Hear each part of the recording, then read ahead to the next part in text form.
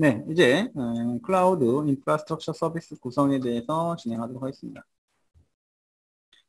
클라우드 서비스 프로바이더가 제공하는 그런 사용자 인터페이스를 통해서 가상 서버, 스토리지, 그다음에 네트워크, 보안 서비스를 구성할 수 있는 게 저희의 학습 목표입니다.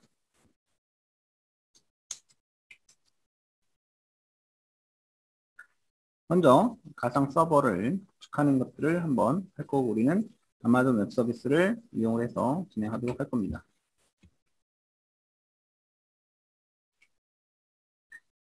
그리고 이제 가상화 기술과 클라우드 컴퓨팅 기술에 대해서는 다시 말씀을 안 드리겠습니다.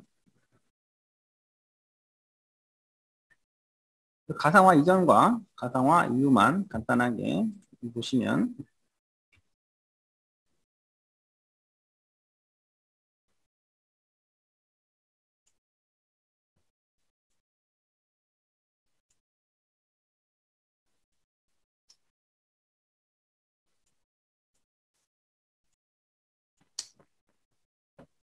이렇게 볼 수가 있죠. 그죠? 여러 개의 가상 머신이 동시에 존재할 수 있고요.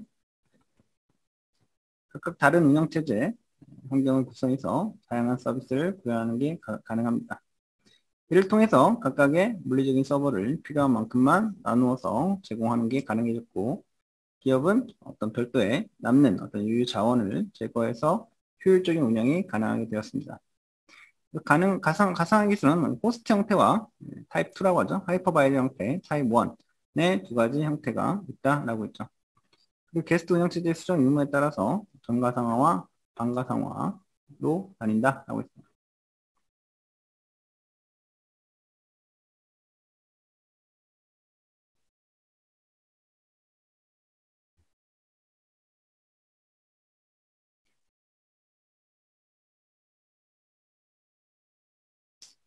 전가상화가 이제 EXS 서버를 가지고 이제 우리가 얘기를 하는 거고요.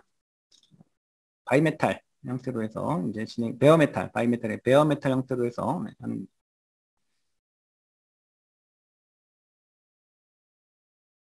그리고 이제 클라우드 기술에 대해서 이제 하는 건데요. 전에 그래서 베어메탈에 대한 것도 전에 한번 진행을 제가 했었는데요. 그거를 실습하는 것들에 대해서는 따로 또 수업을 진행을 했습니다. 일단은 우리는 클라우드 기반에 의해서 진행하는 것을 먼저 진행을 할 겁니다. 클라우드 기술에 대해서 좀 더 자세하게 보도록 할 거고요. 그거를 이제 아마존 웹 서비스를 통해서 진행하도록 할 겁니다. 클라우드 기술이 뭔지는 아실 거고요. 가상화 기술을 통해서 물리적인 장비를 통합해서 사용자에게 컴퓨팅 환경을 제공하는 기술이죠. 물리적 장비들을 가상화함으로써 사용자는 물리적 장비에서 제공되는 기술이 활용이 가능한 가상의 데이터 센터 환경을 구성해서 사용할 수 있다. 코로케이션 서비스를 받거나 데이터 센터를 직접 구축해서 사용하는 경우에 발생하는 구축 비용과 운영 비용을 고려했을 때 사용자는 효율적인 데이터 센터를 구축할 수 있다는 거죠. 물리적 장비의 서버, 네트워크, 스토리지, 보안의 기능 등을 클라우드상에서 멀티 테넌시 방식이라고 하죠. 멀티 테넌시 방식 구축을 통해서 통합된 자원 위에서 격리된 가상화 경계 안에서 서비스를 구현할 수 있습니다. 결국 이제 물리적 데이터 센터보다 좀 더 비즈니스 변화에 유연하게 대응할 수 있는 논리적 데이터 센터 구현이 가능하다라는 거죠. 그래서 클라우드 기술을 간단하게 우리가 이렇게 좀 정리해 볼 수가 있습니다.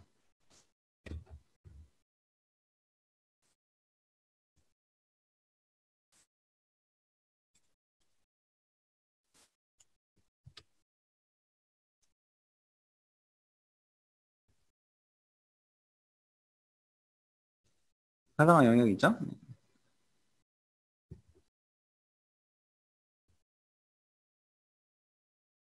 그 전에 IIS와 PAS, SAS로 구분한다라고 있고 이것들이 각각 그 개념을 어디까지 이거를 어플리케이션 단까지 할 거냐, 플랫폼까지 할 거냐, 인프라까지 할 거냐에 따라서 IIS와 PAS, 그 다음에 SAS로 나눌 수가 있는 거죠.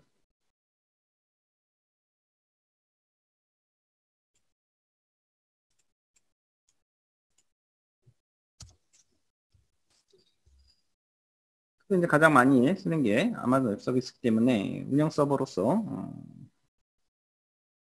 운영 서버라는 게 뭔지는 알죠? 운영 서버가 이제 개발이나 테스트 목적이 아닌 어떤 실제 사용자들을 대상으로 서비스하는 서버를 말합니다. 테스트 목적의 서버라면 많은 요청이 발생할 일도 없고 장애가 만약에 발생하더라도 큰 문제가 생기지 않은데 운영 서버는 트래픽에 대한 대응도 해야 되고요. 빠른 응답 속도와 높은 가용성을 보장해야 된다라는 거죠. 그러려면 다양한 구성 요소들을 포함해야 돼요. 범용적인 서버 구성을 가지고 할 거고요. 결국은 우리가 이제 신뢰할 수 있고 확장 가능하고 유지 보수가 쉬운 그런 애플리케이션을 만들어내는 게 최종 목적이고 그걸 위해서는 소프트웨어 아키텍처로서의 어떤 관점이 필요하다는 거죠.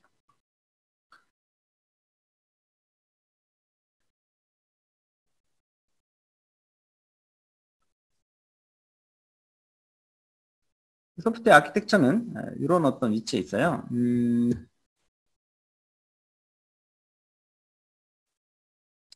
비즈니스 쪽이 있고요. 그리고 이렇게 기술 쪽이 있고요. 사용자 쪽이 있으면 이게 통합되어 있는 부분이 있다고요.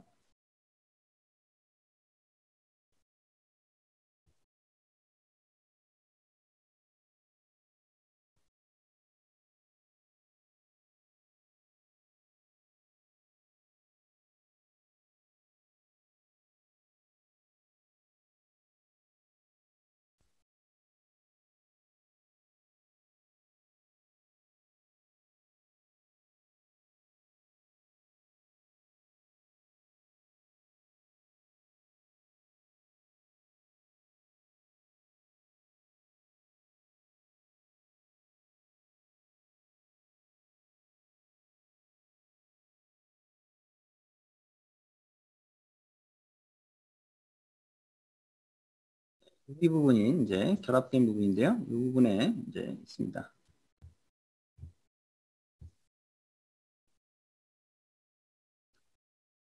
이거를 PPT로 좀 만드는 게 좋을 것 같네요. 그러니까 이제 이 세 개가 결합이 된 비즈니스와 여기 비즈니스가 있고요. 여기 이 부분이 기술. 그리고 여기 사용자 입장에서 보면은 그걸 다 알아야 된다라는 거죠. 여러 가지 역할에 대한 아키텍처로서의 어떤 관점이 뭐냐라고 일단 제가 말씀을 먼저 드립니다.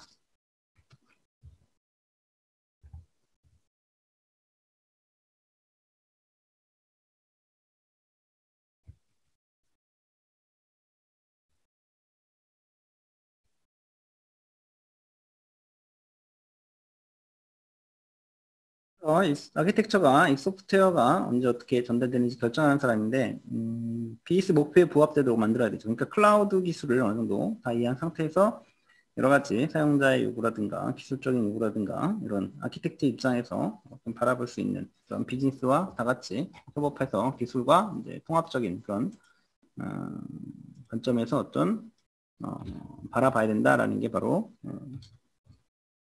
아키텍트라고 우리가 하고 있죠. 결국 이제 신뢰할 수 있고 아키텍트 입장에서의 어떤 클라우드를 생각하셔야 된다는 거죠.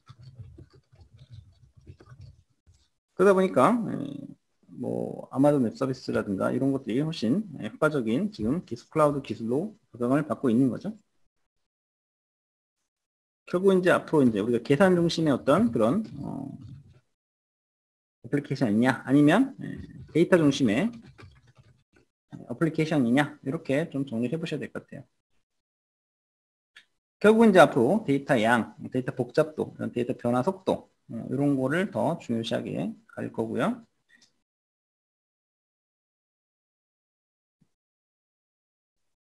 결국 애플리케이션에서 데이터를 다 찾아내서 그죠? 저장하고 읽고 쓰고 하는데 어떤 수행 결과를 기억해내야 되고요. 키워드로 데이터를 검색하거나 다양한 방법으로 필터링해서 이제 색인한다든가 비동기 처리해서 메시지를 보낸다든가 스트림 처리해서 그죠? 분석의 일괄 처리한다든가 이런 것들은 가장 기본적인 데이터 시스템이 되는 거죠. 데이터 중심의 시스템이 된다라는 거죠.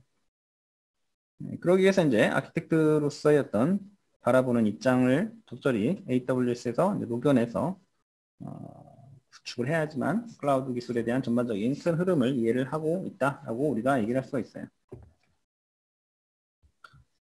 결국에 이제 운영 서버로서 아까 말씀드렸듯이 어떤 가장 중요한 요소는 장애가 발생하더라도 그 문제가 생기지. 그러니까 운영 서버가 장애는 발생하지 않아야 된다라는 거죠. 운영 서버는 그게 가장 핵심이죠, 그죠? 그러면 이제 운영 서버의 어떤 관리를 갖다 우리가 세 개의 단계로 보죠. 그래서 코드를 환경 구성을 하고 코드 배포하고 모니터링을 하는 이런 관계로 우리가 짜고 있죠. 그러다 보니까 이것을 이제 한꺼번에 다 잘 할 수 있는 것들이 바로 아마존 웹 서비스 기술로서 이제 보는 겁니다. 아마존 웹 서비스 다 가입이 되어 있으셔야 되고요. 기존에 어떤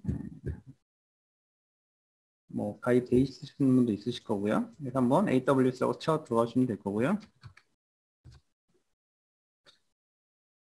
원래 이게 이제 쇼핑몰에서 출발했지만 2000년쯤에 인터넷 쇼핑몰을 운영하기 트래픽과 중량을 감당하다 보니까 이게 늘어나죠. 요구상 그 서버의 어떤 트래픽이라는 게 폭주하고 있습니다. 그러니까 사용자들이 많이 접속할수록 컴퓨팅 파워나 스토리지, DB 이런 어떤 인프라가 상당히 규모가 커져야 된다라는 것을 생각을 했을 거예요. 남아 도는 거죠. 어쨌든 유효한 그런 어떤 인프라 서비스가 인프라 공간이 남아 있기 때문에 이런 것들을 전 세계 회사 대상으로 제공하자 이런 생각을 하게 된 거예요. 그래서 2006년부터 누구나 돈을 받고 서비스를 할 수 있게 되면서 아마존 웹 서비스가 탄생이 됐죠. 컴퓨팅 서버만 제공하는 게 아니라 뭐 여러 가지 서비스 함께 제공하고 있어서 여기 이제 로그인해 보시면 아시겠죠?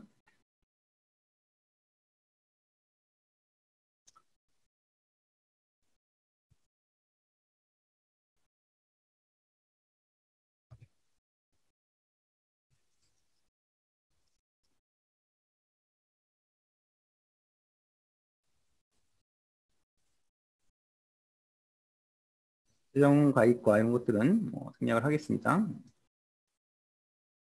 그러니까 클라우드 서비스 플랫폼을 쓸 수밖에 없는, 그러니까 아마존 웹 서비스가 전 세계 시장의 약 33%를 차지하고 있어요. 2, 4위 업체의 어떤 총합보다도 많다고 합니다. 그리고 여기에는 이제 리전이라는 게 있어요, 영역. 그래서 좀 가까운 달 이런 것들을 좀 볼 수가, 가까운 리전, 우리나라 리전 있죠? 그래서 전 세계 19개 지역의 인프라를 구축해서 호스팅하고 있는 글로벌 서비스입니다. 직접 이제 서버를 구매하는 게 아니라 클라우드 서비스 기반으로 뭐 해야 된다라는 거죠.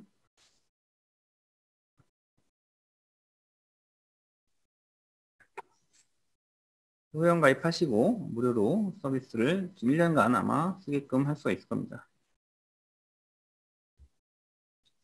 1년간 무료 체험 시간이 있어요. 그 시간 내에서 여러분들이 쓸 수가 있습니다. 그래서 회원가 이게 리전이죠. 이 리전에 따라서 이제 라운드를 해야 되니까 아시아 태평양 요거를 쓰시면 됩니다.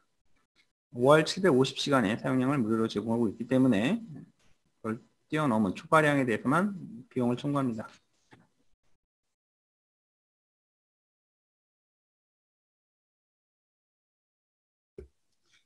그 아키텍처에 대해서는 우리가 간단하게 뭐 알아봤고 로드 밸런서로서 이제 우리가 좀 봐야겠죠.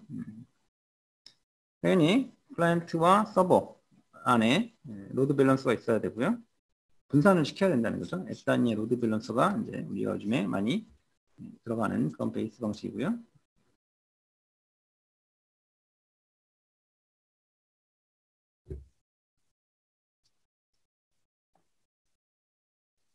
스타스 먼저 한번 간단히 생성하고 개념들을 좀 하나하나 보도록 하겠습니다. 일렉스틱 컴퓨팅이라고 해서 EC2라고 합니다. 그래서 여기 홈에 보시면 여기 다 여기 서비스를 눌러 보시면 다 나와 있습니다. 뒤에 이제 아마존 머신 이미지라고 AMI라는 게 있어요. 일단은 컴퓨팅으로 가시고 여기서 EC2 컴퓨팅 클라우드의 약자입니다.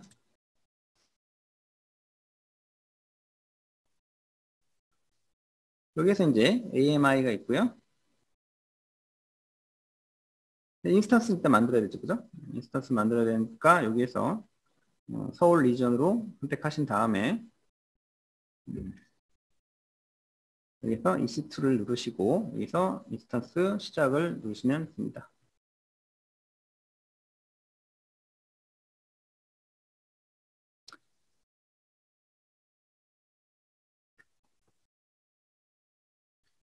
아까 말한 그 AMI 아마존 그 머신 인터페이스를 고를 수도 있고요. 그 아마존 리눅스가 아마존 리눅스 AMI고요. 센토스나 우분투 이런 것들을 다 고를 수가 있습니다.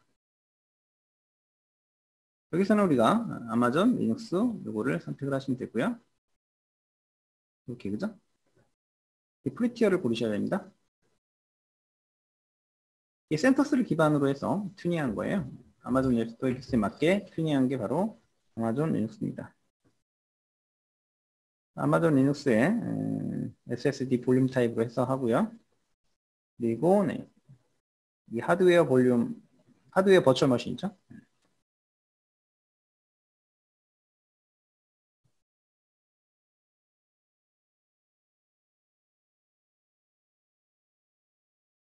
그리고 나서 이제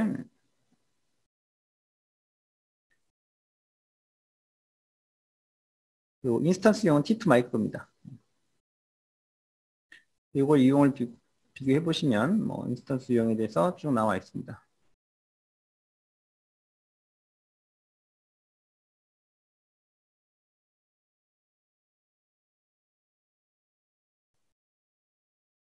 T2 마이크로를 선택하시면 되고요.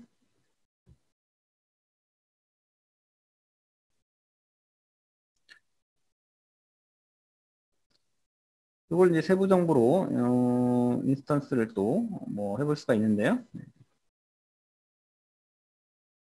여기 유형의 정보를 보시게 되면 이렇게 설명이 나와 있죠. 이제 키페어는 나중에 만들고요. 이제 인스턴스 세부 정보를 구성하는 화면을 볼 수가 있습니다. 이것들은 이제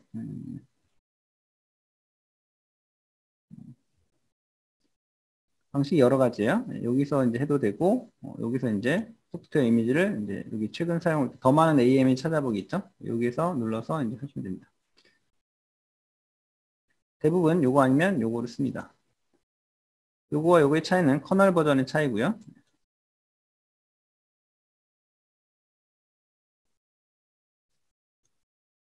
그래서 요거로 선택을 우리가 했죠 아까.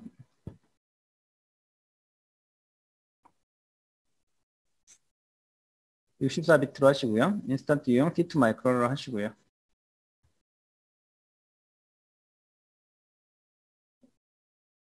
스토리지 저장 장치를 구성을 하셔야 됩니다. 이것도 역시 기본값으로 해서 8기가로 해서 하시면 되고요.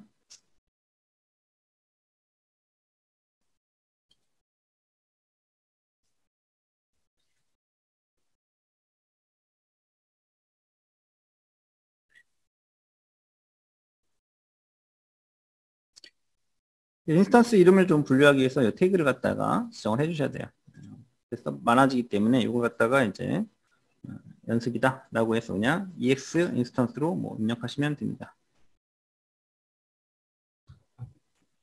또는 뭐 테스트 이런 식으로 EX1 또는 테스트1 이렇게 이런 식으로 만드시면 됩니다.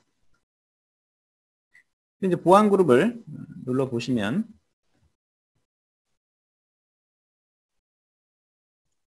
네. 이제 접속을 할 수 있는 그런 접근 가능한 보안 그룹을 만듭니다. 보통은 회사 IP만 우리가 지정하는 게 좋고요. 정말 필요한 IP 주소와 포트 번호에 대해서만 접속을 허용하는 게 좋죠. 현재 내가 사용하고 있는 IP 주소를 입력하고요. 여기서 이제 그룹을 편집을 눌러서 이제 할 수가 있어요. 여기서 보안 그룹을 만드는 거죠. 그래서 이렇게 보안 그룹 이름이 이제 만들어지고요.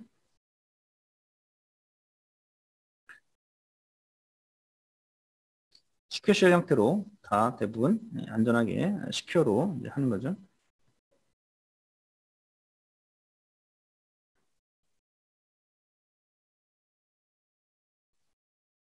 필요한 IP만 여기다 추가해서 접속을 허용하도록 하시면 됩니다.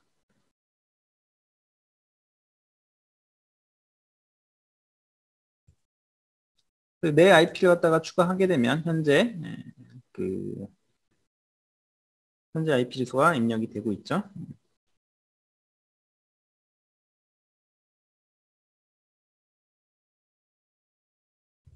여기서는 그냥 위치 무관하게 다 들어올 수 있게끔 할게요. 원래는 이제 포트 번호 입력 들어오고자 하는 그런 IP 주소와 포트 번호에 대해서만 접속을 허용하는 게 맞습니다. 그럼 이제 되면 이제 검토 및 인스턴스 시작을 하고 그래서 한번 쭉 검토를 해보신 거죠, 여기에서. 그죠?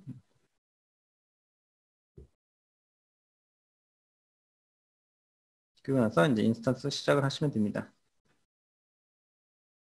그때 키페어를 미리 넣어놓고 할 수도 있고요. 키페어를 저장해 두면 이 키페어라는 게 서버에 접속할 수 있는 열쇠죠. 그래서 절대 분실하면 안 되는 거죠. 유출돼서도 안 돼요. 그렇기 때문에 지금이 아니면 내려갈 수 없기 때문에 저장한 뒤에 안전한 곳에 보관해야 됩니다. 그래서 새 키페어 생성을 하신 다음에 이거를 키페어 이름을 만들어 놓으셔야 돼요. 그래서 EX 아까 여기 때문에 EX1 키라고 합시다. RSA 방식으로 할 거고요. 프라이빗 파일 형식은 PM 방식으로 할 겁니다.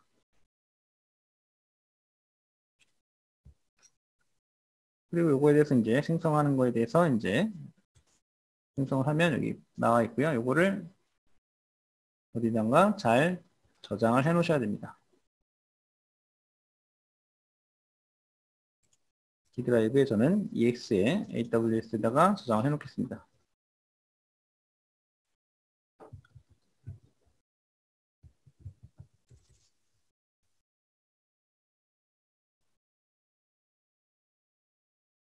그리고 이제 인스턴스 시작을 눌러 보시면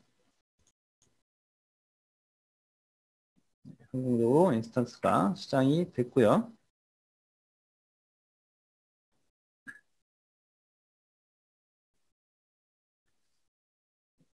인스턴스를 보기를 눌러 보시면 이제 인스턴스 생성이 완료된 것들을 볼 수가 있습니다.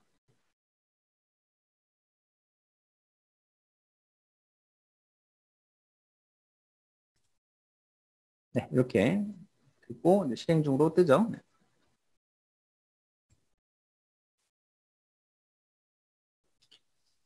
그래서 이걸 클릭하시면 이렇게 하단에 세부 정보가 다 나오고요. 각각에 대해서도 이제 쭉 나오고 있습니다.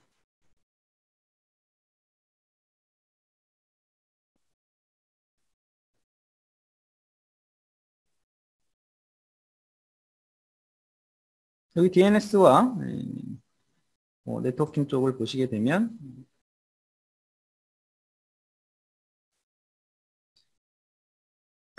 퍼블릭 프라이빗 도메인과 IP 주소가 각각 할당이 됐죠. 네, 이렇게 됐습니다.